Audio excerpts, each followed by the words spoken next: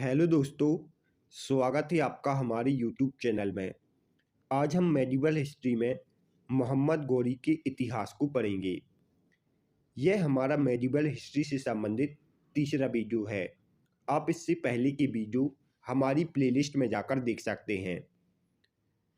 इस वीडियो में हम मोहम्मद गौरी की परिचय, मोहम्मद गौरी की प्रमुख आक्रमण, उसके प्रमुख गुलाम, मोहम्मद गौरी की मृत्यु और उससे संबंधित महत्वपूर्ण तथ्य को पढ़ेंगे।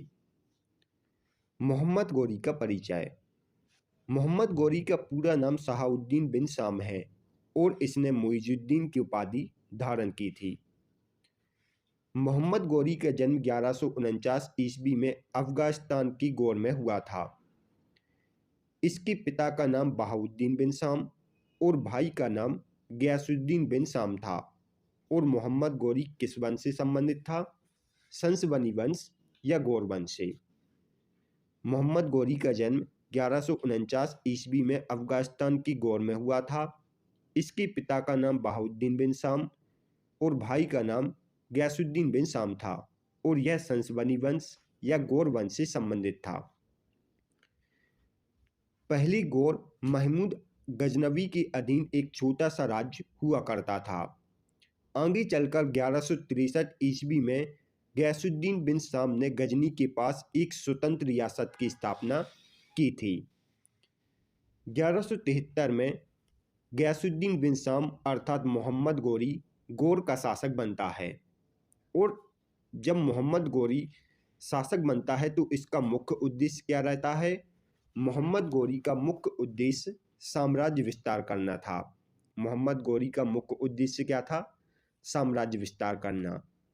अपने शासनकाल के दौरान मोहम्मद गौरी ने अनेक राजधानियां बनाई थीं और यह राजधानियां कौन कौन सी थीं? यह थी फिरोजकोह, हेरात, गजनी, लाहौर आदि। अब हम मोहम्मद गौरी के आक्रमण को देखेंगे। मोहम्मद गौरी ने सबसे पहली आक्रमण 1175 ईस्वी में मुल्तान के विरुद्ध किया था। यह गौरी का भारत पर पहला आक्रमण था। इसके बाद इसने 1176 में सिंध के विरुद्ध आक्रमण किया था और भेरा और उच्च नामक स्थान पर अधिकार कर लिया था। इसके बाद इसने 1178 में गुजरात की पाटन के विरुद्ध आक्रमण किया था। एक बार इसे हम मैप में देख लेते हैं। मोहम्मद गौरी ने सबसे पहली आक्रमण 1175 ईस्वी में मुल्तान के विरुद्ध किया था। इसके बाद इसने 1176 ईस्वी में सिंध के विरुद्ध आक्रमण किया था और सिंध की भेरा और उच्च नामक स्थान पर अधिकार कर लिया। फिर इसके बाद मोहम्मद गौरी ने 1178 ईस्वी में गुजरात के पाटन के विरुद्ध आक्रमण किया था। जब मोहम्मद गौरी गुजरात के पाटन के विरुद्ध आक्रमण करता है तो इसका युद्ध भीमराज द्वितीय से होता है। भीमराज द्वितीय ने अपनी मां नायका देवी के नेतृत्व में आबू पर्वत के निकट गौरी को बुरी तरह पराजित किया था। जब मोहम्मद गौरी 1178 ईस्वी में पाटन के विरुद्ध आक्रमण करता है तो इसका युद्ध भीमराज द्वितीय के साथ होता है। भीमराज द्वितीय ने अपनी मां नायका देवी के नेतृत्व में आबू पर्वत के निकट गौरी को बुरी तरह पराजित किया था। यह गौरी की भारत में पहली पराजय थी। इसके बाद 1180 में मोहम्मद गौरी पेशावर के विरुद्ध आक्रमण करता है। 1182 में यह देवल के विरुद्ध आक्रमण करता है और 1186 में यह लाहौर के विरुद्ध आक्रमण करता है। इसे हम मैप में देख लेते हैं। मोहम्मद गौरी ने सबसे पहले 1175 में मुल्तान के विरुद्ध आक्रमण किया। फिर इसके बाद 1176 में भेरा व उच्च के खिलाफ। फिर इसके बाद 1178 में पाटन के विरुद्ध आक्रमण किया था। फिर इसके बाद 1180 में पेशावर के विरुद्ध, 1182 में देवल के विरुद्ध और 1186 में लाहौर के विरुद्ध आक्रमण किया था। जब मोहम्मद गौरी 1186 में लाहौर के विरुद्ध आक्रमण करता है तो इस समय यहाँ का शासक खुसरू मलिक शाह होता है। खुसरू मलिक शाह गजनवी वंश का एक शासक होता है और यह गजनवी वंश का अंतिम शासक था। खुसरू मलिक शाह और मोहम्मद गोरी के बीच युद्ध होता है जिसमें मोहम्मद गोरी जीत जाता है। कुछ समय बाद 1192 में खुसरू मलिक की मोहम्मद गोरी द्वारा हत्या कर दी जाती है। अब इसके बाद होता है तराइन का युद्ध। तराइन का प्रथम युद्ध 1191 में मोहम्मद गोरी और पृथ्वीराज चौहान के बीच हुआ था, जिसमें पृथ्वीराज चौहान विजयी होता है। यह है चौहान वंश। चौहान वंश के इस समय शासक कौन थे? जब मोहम्मद गोरी भारत पर आक्रमण करता है उस समय शासक थे पृथ्वीराज चौहान। पृथ्वीराज चौहान और मोहम्मद गोरी के बीच 1191 में तराइन का युद्ध होता है जिसमें पृथ्वीराज चौहान जीत जाते हैं। इसके बाद 1192 में तराइन का द्वितीय युद्ध होता है। तराइन का द्वितीय युद्ध मोहम्मद गोरी और पृथ्वीराज चौहान के बीच होता है जिसमें मोहम्मद गोरी जीत जाते हैं और मोहम्मद गोरी पृथ्वीराज को हरियाणा की सिरसा के पास बंदी बना लेता है। इस युद्ध में मोहम्मद गोरी के प्रमुख सहयोगी थे ताजुद्दीन एल्दोज, कुबाचा व कुतुबुद्दीन ऐबक, जबकि पृथ्वीराज चौहान की इस युद्ध में प्रमुख सहयोगी गोविंदराव, खांडेराव और बदमसा रावल थे। यह सभी फैक्ट आपको याद रखने हैं। इसके बाद गोरी 1194 ईस्वी में कन्नौज की राजा जयचंद के विरुद्ध आक्रमण करता है। 1194 में गोरी कन्नौज की राजा जयचंद के विरुद्ध आक्रमण करता है। गोरी और जयचंद के बीच चंदावर का युद्ध होता है जिसमें मोहम्मद गोरी विजयी होता है। चंदावर कहाँ है? यूपी के फिरोजाबाद जिले में। 1196 में गोरी ने बयाना के राजा कुमारपाल के विरुद्ध आक्रमण किया था, लेकिन कुमारपाल ने मोहम्मद गोरी के सामने आत्मसमर्पण कर दिया। इसके बाद 1196 में ही मोहम्मद गोरी ने ग्वालियर के विरुद्ध आक्रमण किया था, लेकिन ग्वालियर के राजा सुलक्षण पाल ने मोहम्मद गोरी की अधीनता स्वीकार कर ली। बयाना व ग्वालियर विजय के बाद गोरी विजय साम्राज्य को अपने गुलाम सेनापति को देकर गजनी वापस चला जाता है। अब मोहम्मद गोरी के अनेक गुलाम होते हैं जिनके नाम है ताजुद्दीन एल्दोज, नासिरुद्दीन कुबाचा, कुतुबुद्दीन ऐबक और बख्तियार खिलजी। जब मोहम्मद गोरी गजनी वापस जाता है तो इसने अपने गुलामों को अलग अलग जगह का शासक बनाया था।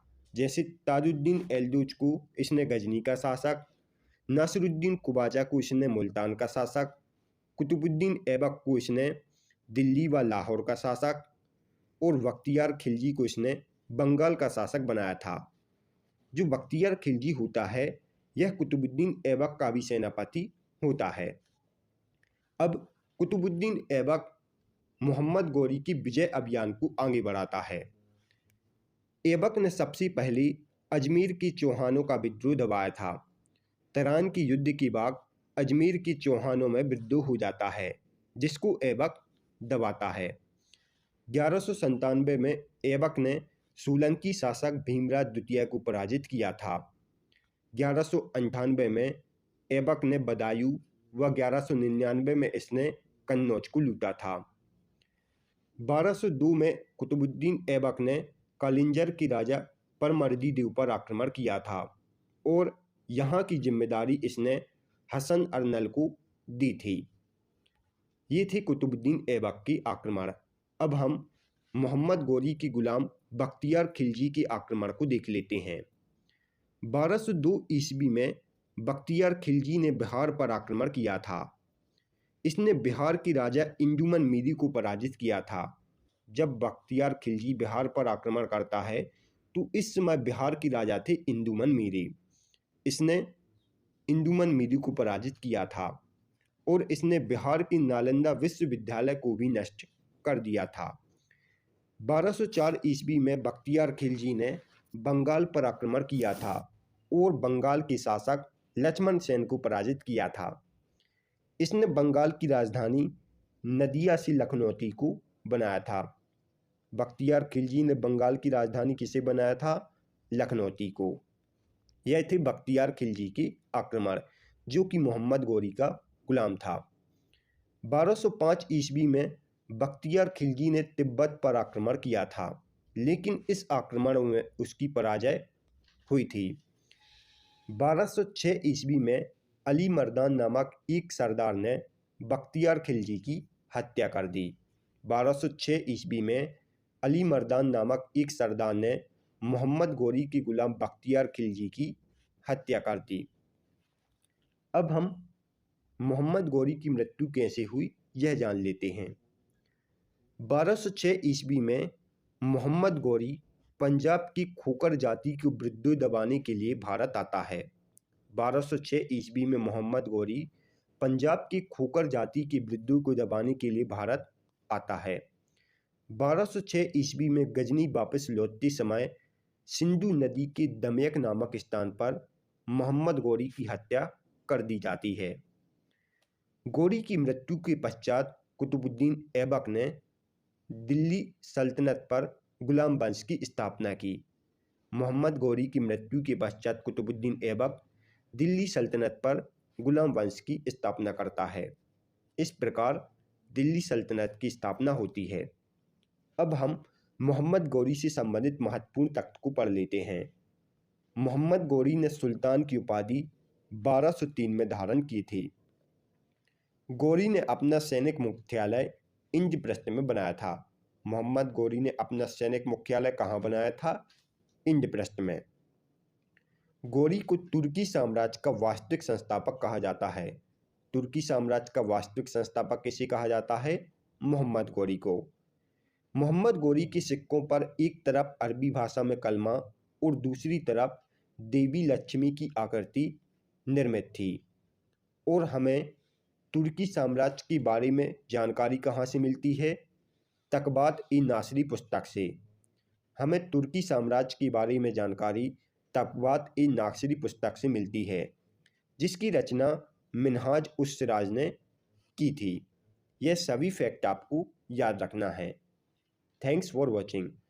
दोस्तों, यदि आपको हमारी वीडियो पसंद आई हो तो इसे लाइक और शेयर जरूर करें। इसके साथ ही चैनल को सब्सक्राइब करें। दोस्तों, आप हमारे इस वीडियो से रिलेटेड PDF को हमारी वेबसाइट से डाउनलोड कर सकते हैं, जिसका लिंक डिस्क्रिप्शन में दिया गया है।